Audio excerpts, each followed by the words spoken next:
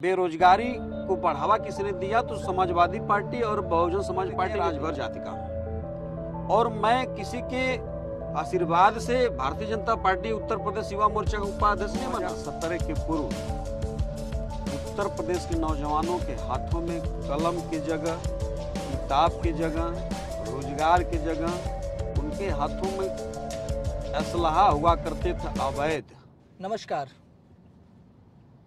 उत्तर प्रदेश आगामी विधानसभा चुनाव जो अब अपनी चरम पर दिख रहा है, चूंकि चुनाव को अभी 5 महीने बाकी है, लेकिन जिस तरह प्रधानमंत्री की रैलियों को लेकर चर्चाएं शुरू हो गई हैं, अखिलेश यादव की रथ यात्रा को लेकर चर्चाएं शुरू हो गई हैं, प्रियंका गांधी के काफिले को, उनके यात्राओं को लेकर जिस तरह की चर्चाएं शुरू हो गई हैं, ऐसे साफ लगता है कि उत्तर प्रदेश में चुनाव अब नज़दीक है।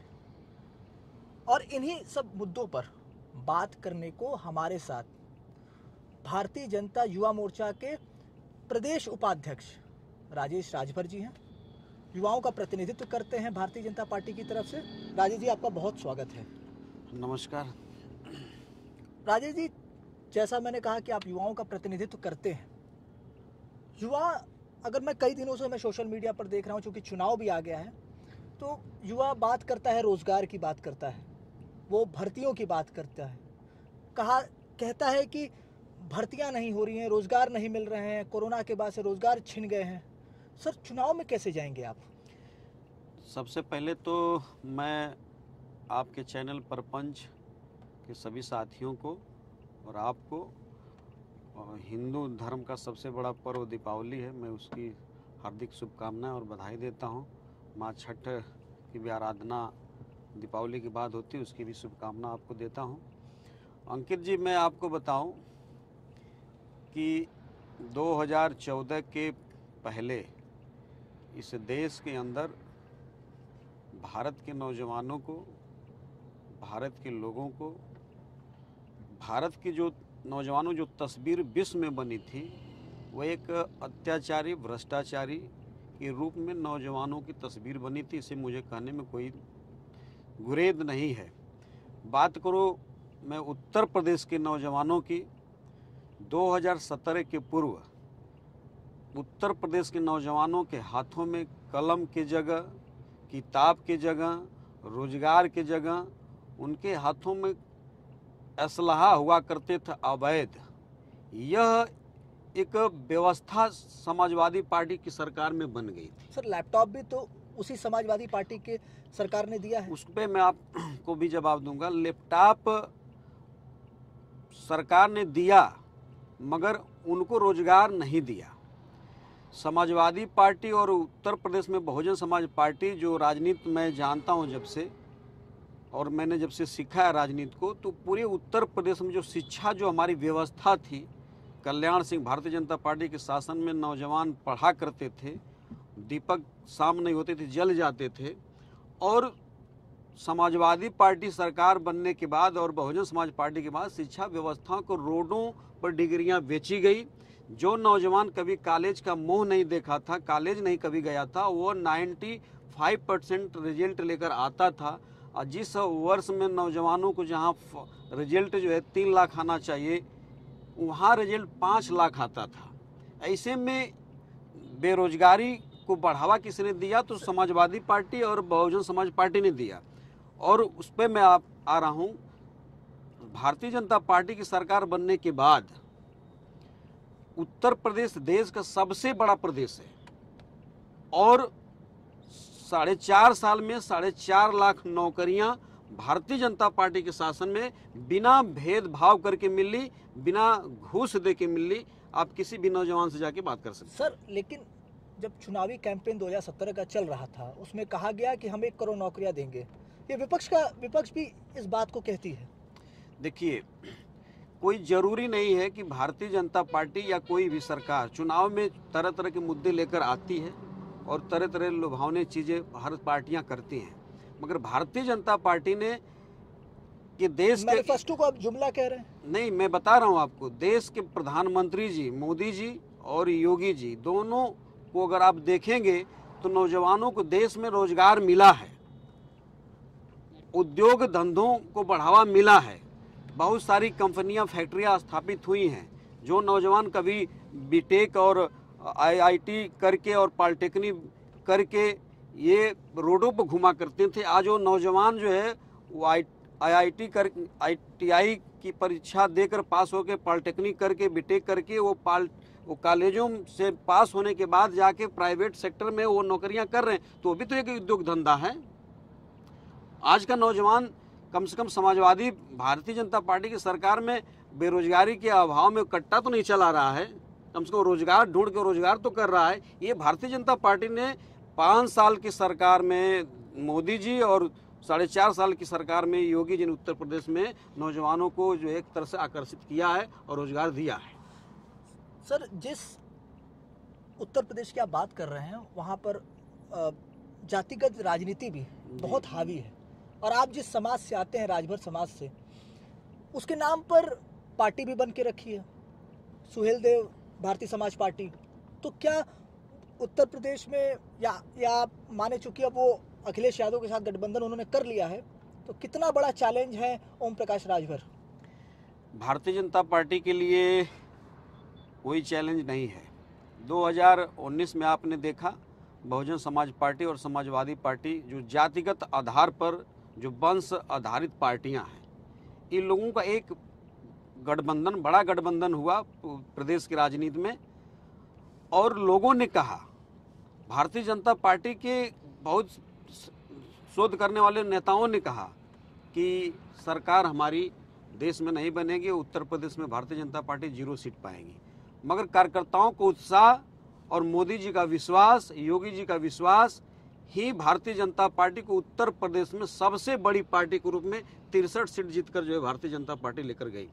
मैं ओम प्रकाश राजभर की जो आप बात कर रहे हैं, ओम प्रकाश राजभर पार्टी सुहेलदेव जी के नाम पर बनाए हैं जरूर, मगर जो सुहेलदेव हमारे समाज के ही नहीं बल्कि देश के जो राष्ट्रवीर थे, महापुरुष थे, जिन लोगों ने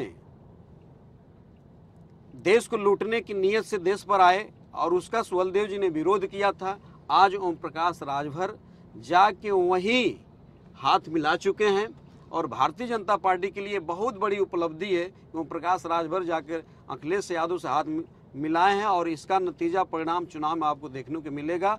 राजभर समाज पूरी तरह से राष्ट्रवाद को वोट करेगा, मोदी जी को वोट करेगा, योगी जी को वोट करेगा, और भारतीय जनता पार्टी की सरकार उत्तर प्रदेश में पुनः बनाएगा। राजेश जी, चूंकि आप सबका साथ, सबका विकास की बात तो करते हैं, सबका विश्वास भी इसमें जोड़ दिया है, लेकिन अभी आज जो दिख रहा है, आप लोग एक सम्मेलन भी, जातिगत सम्मेलन कर रहे हैं, तो जातिगत सम्मेलन का मतलब तो यही है ना सर कि आप लुभाने के लिए, जाति को लुभाने के लिए आप जो है ये सम्मेलन कर रहे हैं। कल आपने यादव सम्मेलन किया, यादव तो माना जाता है कि समाजवादी पार्टी का वोट बैंक है, तो यादव कैसे जुड़ेगा सर आपके साथ? नहीं, मैं आपको बता रहा हूँ, ये जो भारतीय जनता पार्टी में सारे वर्गों का समावेश है।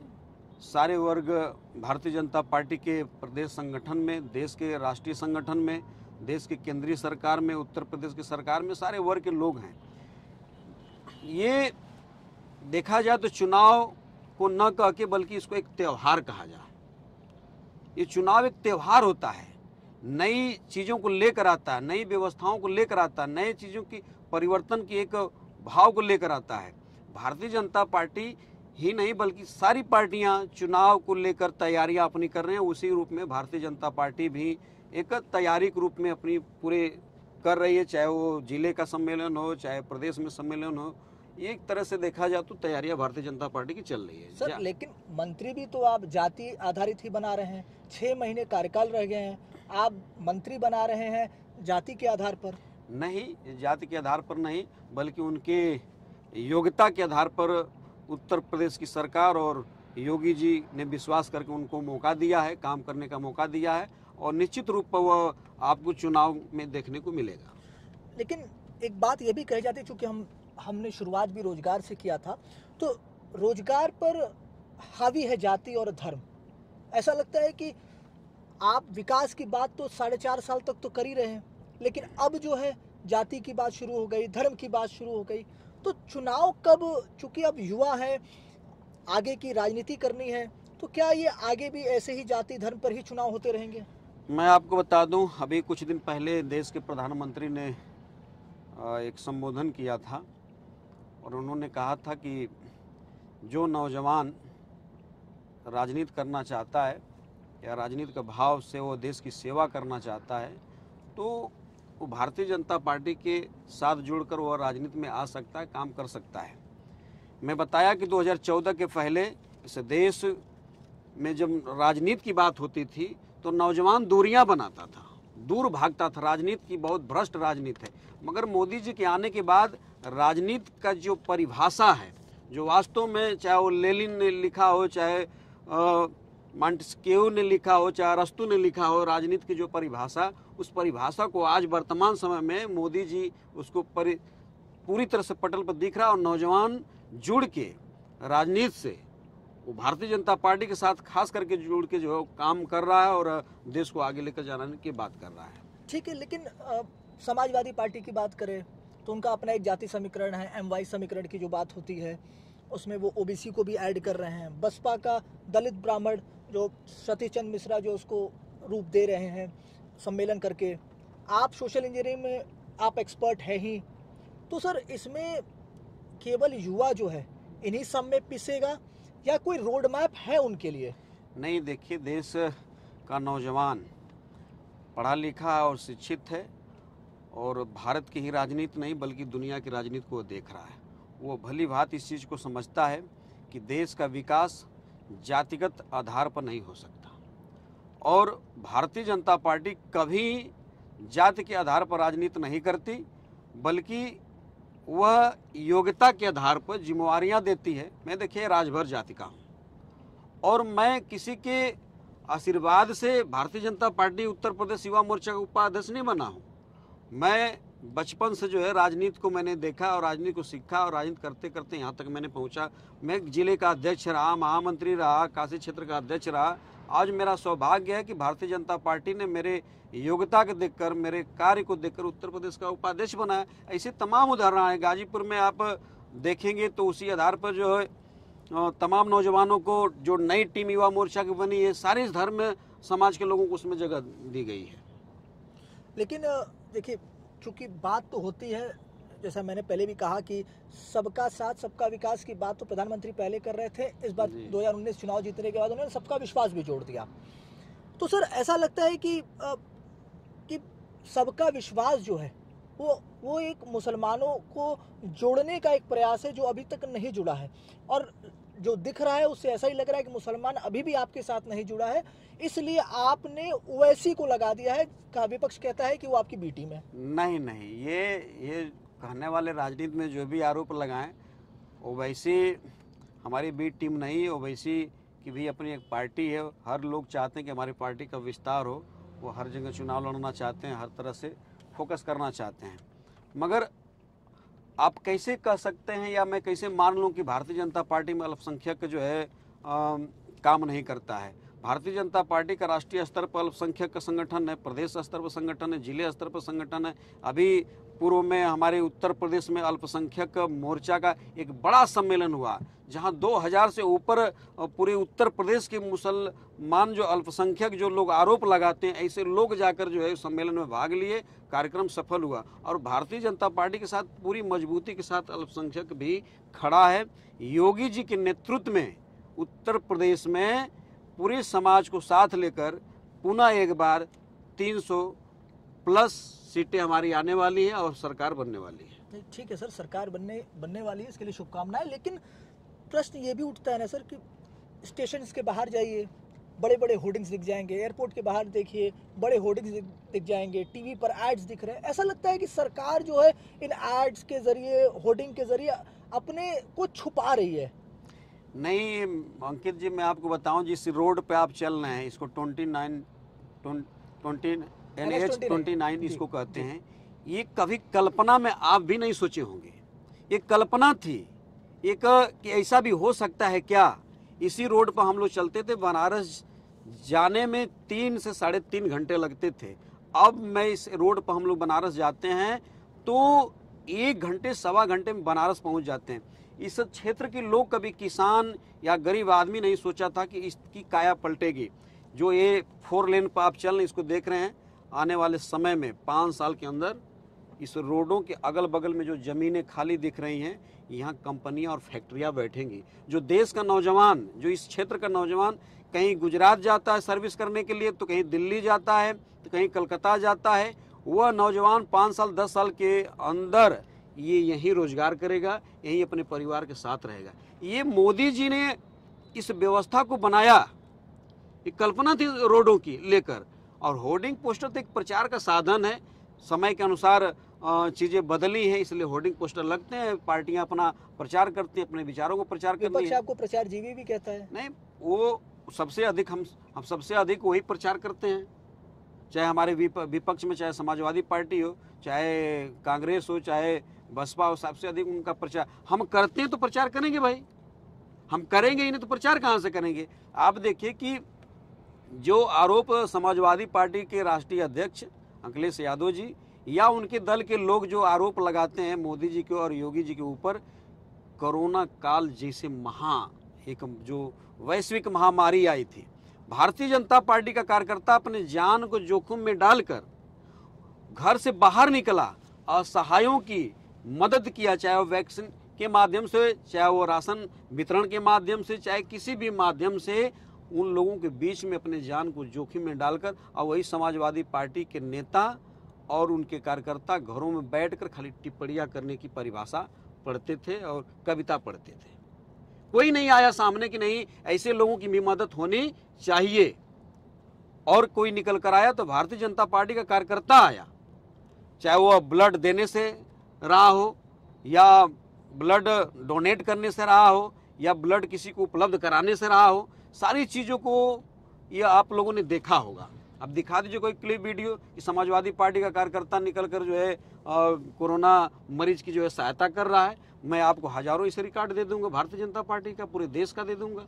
चूँकि सर आपने वैक्सीन की बात की, तो अभी परसों ही 100 करोड़ डोज जो है जी, वो लोगों को लगाए गए, एक उत्सव मनाया जा रहा है। विपक्ष कहता है सर कि कोरोना का जो मिसमैनेजमेंट रहा, सेकेंड वेव में जो मिसमैनेजमेंट रहा, उसको छुपाने के लिए कि कोरोना पर इस तरह की चर्चा ना हो, ये 100 करोड़ का उत्सव मनाया जा रहा है। अंकित जी, आपको मैं बता दूं, आपको याद होगा जब वैक्सीन बनकर तैयार हुई तो यही समाजवादी पार्टी के राष्ट्रीय अध्यक्ष अखिलेश यादव ने कहा कि भारतीय जनता पार्टी की वैक्सीन इसको मैं नहीं लगवाऊंगा।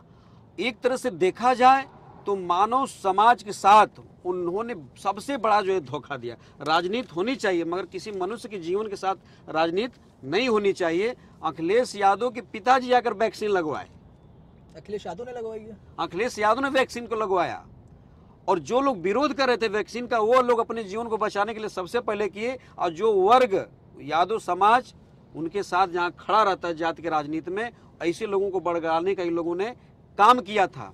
और जहाँ पर विपक्ष ने वैक्सीन का विरोध किया, उस विरोध के बाद में देश के अंदर इतनी भारी मात्रा में लोगों ने वैक्सीन को जो है उपयोग में लिया, और इस कोरोना जैसी महामारी से बचने के लिए इंजेक्शन का डोज लिया। ये सबसे बड़ी उपलब्धि है। तो मैं पहले ही आपको बता दिया, जिस पे आपने कहा कि होर्डिंग पोस्टर पर आप दिखते हैं, तो हम जब करते हैं तब दिखते हैं, तभी मैं कहता हूँ। जो करेगा ही नहीं तो कहाँ से दिखेगा और कहाँ से कहेगा। सर होर्डिंग पोस्टर की बात आती है तो आजकल सोशल मीडिया पे दिखाया भी जा रहा है, और आपके होर्डिंग और वो पोस्टर ही थे। पेट्रोल के दाम को लेकर 2014 में बहुत हुई पेट्रोल डीजल की मार, अब की बार मोदी सरकार।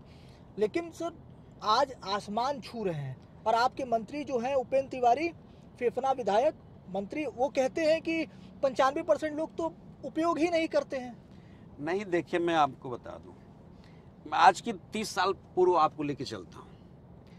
इस देश के अंदर कोई टीचर रहा होगा तो उसकी तनख्वाह जो है मात्र 10,000 रुपया रही होगी। इस देश में कोई डॉक्टर रहा होगा तो उसकी तनख्वाह जो है महीने की 5,000 रुपया रही होगी। इस देश में बड़ा प्रोफेशनल कोई IAS अधिकारी रहा होगा, या एक कर्मचारी रहा होगा, या मजदूर रहा होगा, उसकी मजदूरी 50 से 60 रुपया हुआ करती थी। तो आप ये देखिए कि बढ़ते हुए इस भारत के विकास के साथ सारी चीज़ें बढ़ी हैं, डीजल हो या पेट्रोल हो। भारतीय जनता पार्टी की सरकार में 100 रुपये पेट्रोल आज की डेट में है, तो आप ये भी बता सकते हो, इस कहने को तैयार नहीं है कि जहां उत्तर प्रदेश में पूरी तरह से जब कोरोना काल में पूरी दुकानें बंद थी, रोजगार बंद थे, ऐसे समय में मोदी जी ने फैसला लिया, योगी जी ने फैसला दिया कि मैं गरीब परिवार को हम फ्री में राशन देंगे। इसको भी तो आप देखिए। सर गरीब परिवार तो ठीक है, हम उनके साथ पूरी तरह से लेकिन खड़ा रहे। मध्यम वर्ग जो पेट्रोल डीजल का उपयोग करता है, अब उसके लिए क्या सोच रहे हैं? मध्यम वर्ग हो या कोई वर्ग हो, आज पेट्रोल की आवश्यकता हमें भी है, आपकी है। उसके साथ रोजगार जब बढ़ा तो आपके पास पैसा भी बढ़ा है।